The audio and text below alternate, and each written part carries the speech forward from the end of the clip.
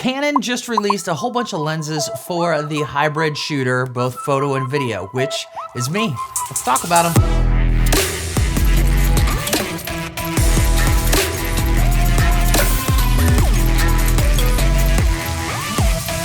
Hey, what's up? My name is Tony and I am a filmmaker and a photographer in the St. Louis area, and today we're talking about all of these new hybrid lenses. Now, Canon back maybe 6 months ago released the RF35 f1.4L hybrid lens. And it had a couple features that were really nice for video, but it didn't entirely make sense until they released this new round in the series. And so the thing that makes these really nice is that they're all basically the same size, they have the same filter size, they have the same approximate weight, and that way, when you are swapping them out on your gimbal, they match up pretty well. So let's talk just a little bit about where I think that Canon is gonna go with video / photo shooters. Let's talk about some of the lenses they may add into this series, and then what do I think about them? The other thing is that they released the companion to this guy. This is the RF24-105 f2.8, and it is a monster. So I want to talk about this. They just released the 70-200, that would be right here if I had it, to kind of complement it. And they did the same thing, similar weight, similar size, same filter, basically the same housing. So let's talk about all of that. Now, let's talk about first what lenses they released. They released a 24mm, which is really the first L series 24mm that they've released, which is really good. I also think that we're probably due for some sort of like a 16 or 18mm in this series because that's the widest they get, is that 24mm. They also released the 50-1.4, which we're shooting on the 51-2 right now, and it's a beautiful lens. It's heavy, and so when I stick that on the gimbal and I shoot on the R5C and I've got a little 50 watt-hour battery, it starts to add up after a while. So I'm kind of excited about the idea of a 50mm f1.4. Am I gonna buy it? I already bought the 51-2 and the 51-8 because it's a nifty 50. Why would you not buy that lens? But I have those two lenses already, so do I need another 51.4? Maybe, I don't know, it depends. I would love to try out and see how they work when you're swapping from the 35mm to the 50mm. Okay, so we talked about the 24, we talked about the 50. The 35 was basically the first L series 35mm that came out, and there was a lot of YouTube chatter about the fact that it has a lot of distortion and all the things. Well, I think we need to look at what this lens is really for. It came out as a hybrid shooter. So with video, lens correction is already baked into the camera. So you don't necessarily have to worry about that lens distortion. I personally wouldn't worry about it. And if you're flipping over to photo, just make sure that the lens correction button is on there in Lightroom or whatever you're using to edit your photos. Now that is not uncommon for a lot of lenses. Honestly, most lenses have some sort of lens correction that needs to happen to make them look the way that the camera company wants them to look. And so you put that lens correction on there and I just wouldn't worry about it. And I have a feeling it's gonna be the same for the 24mm and the 50mm. You use those lens corrections when you're taking photo, just leave it on in Lightroom and it's not that big of a deal. Now, a couple of features that I really like about these three prime lenses. One is it's got the same filter size. It's a 67mm, which is a little small for me. Most of the lenses that I use the 24-105 f4. That is my bread and butter. I still use that one. We'll talk about why I have this one here in a minute. But the 24-105 f4 IS is just an incredible lens. It really is. And you put a 77mm filter on there. It pairs perfectly with the RF 70-200 2.8, which is also a 77mm. The other thing is that the 51-2 also has a 77mm filter. So I like having the same filter size on all of my lenses, because then I don't have to worry about swapping different filters, all the things. Now, the 100mm f2.8 L macro that I have, that's the RF version, it's also a 67 millimeter. So if I wanted to start going in the direction of having a 24, 35, and a 50 prime, with that 67 millimeter filter, that would be really nice. And they're smaller lenses, they're lighter, it matches with the 100 mil. So the last thing I wanna do is be swapping filter sizes all day long. I wanna use a filter and just have it with me. Now, the filter system that I use is actually the Freewell K2. They sent that to me. It's an incredible filter. It's all magnetic. You can put 2 to 5 ND on there. You can put the 69. You can put in mist filters. You can do all the different things. And what's really nice with that K2 is you can pop out that ring and put in a different size. So right now I'm using it. It's got the 77 millimeter ring in. I can put an 82 millimeter on there. I can put a 67 millimeter on there, which is really nice. But I do not want to be doing that in the middle of a shoot. And so you're either buying multiple filters or you're getting lenses that are all basically equipped the same way. So I kind of like the idea that they did that. When they released the 35 millimeter, they added the aperture ring on the lens, which I thought was interesting, and it's a really cool feature for video. It makes a lot more sense now that they're building out that series.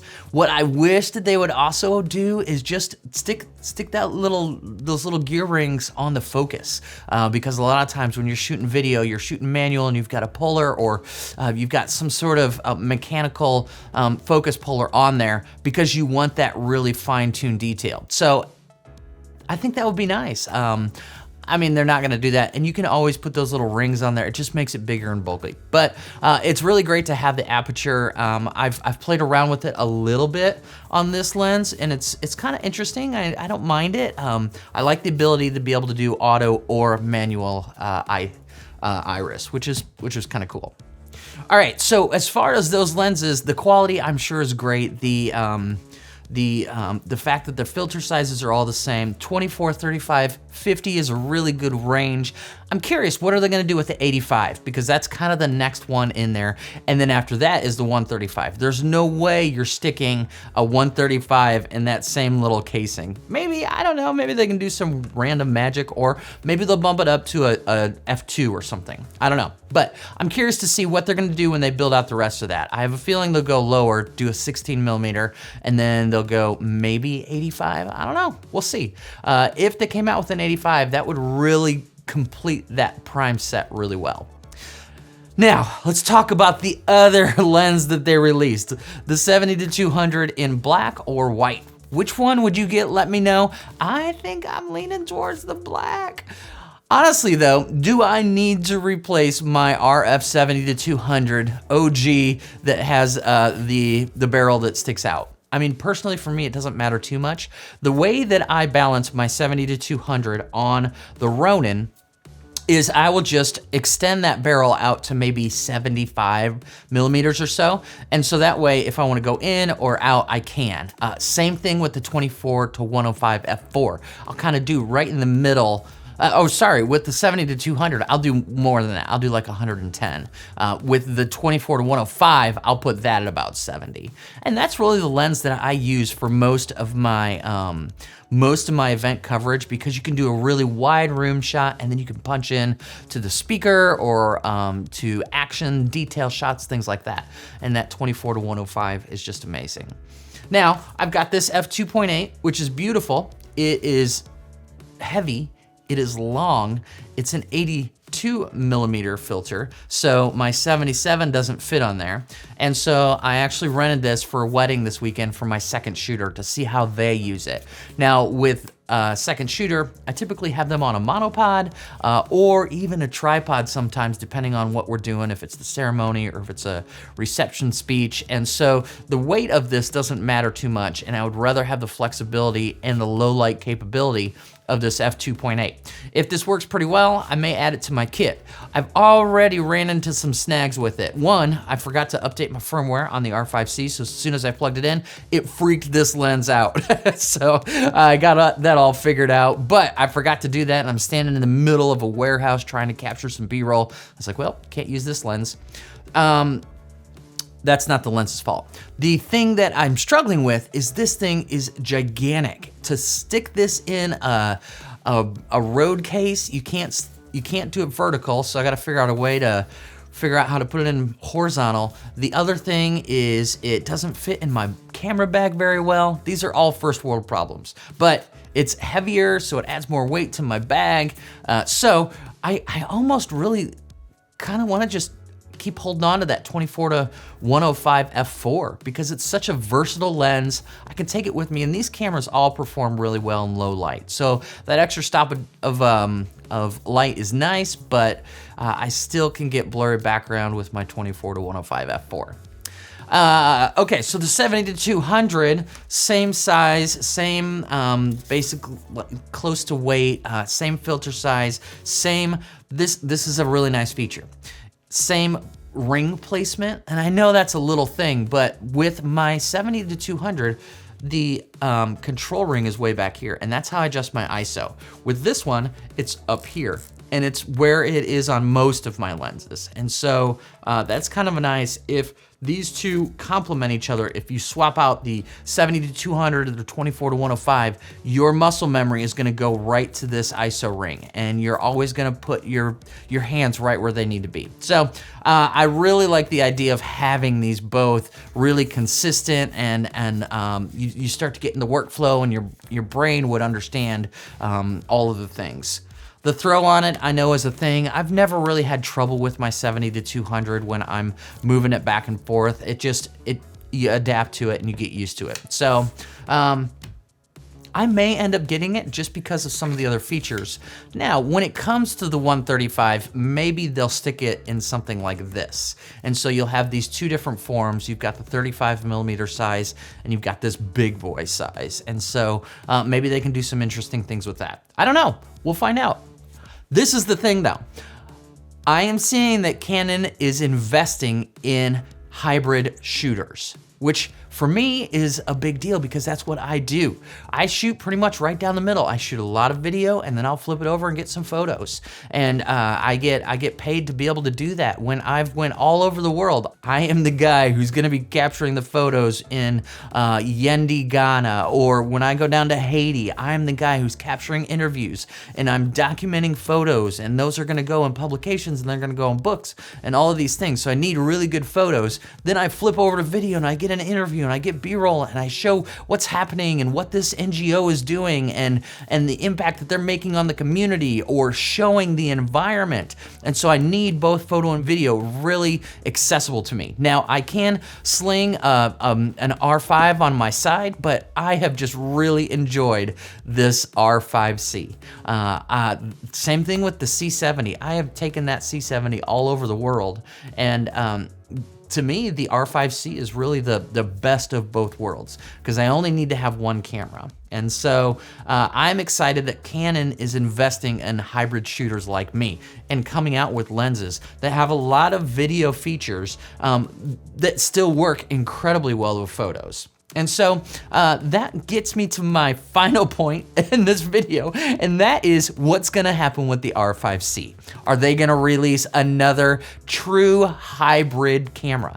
And I think because of all of what they're laying out here, the answer is yes. And they're gonna come out with an R5C. I figured it would kind of be like the 1DC where they never came out with another one. I figured the R5C was just kind of a response to the R5 overheating and blah, blah, blah. But now after using this R5C, they're still promoting it. They're still making advertisements for it, and they're still making brand stories for it. So I really see that Canon is investing in this kind of hybrid body, and it's different than an R5 II because it has that Canon operating system.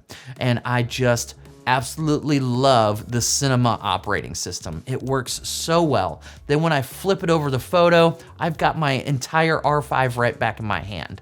So that gets me excited. I'm excited about where Canon is headed, and I'm excited to see what happens in the next year or two.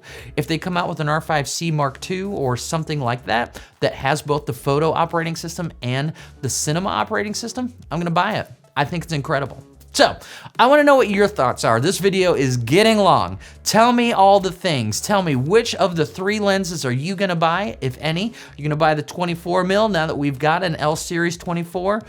Do you need just the one in the middle, the 35? Do you need the 50? Have you been holding out for that 50mm? Are you excited about the fact that the 70-200 no longer telescopes? I know a lot of people had trouble with it. I honestly like the form of that 70-200. It fits in my bag just perfectly. And so, yeah, I don't know. What am I gonna do? I don't know what I'm gonna do, but I wanna hear from you. What are your thoughts on this Canon? Where do you think that they're headed in the future? It's a good release for me. All right, friends. Well, if you haven't already, subscribe to this channel. We talk all about Canon stuff. You get to see how I use my Canon gear and kind of the evolution of how I'm progressing as a creative. And we talk a lot about how to get better. And so we've got some tutorials coming up, so make sure to subscribe, like this video if it was helpful to you, and leave a comment about the Canon release for your perspective. I wanna know, what are you thinking? Is Canon headed in the right direction, or are they going downhill? And we're all just gonna bail and go to Sony. Talk to you later.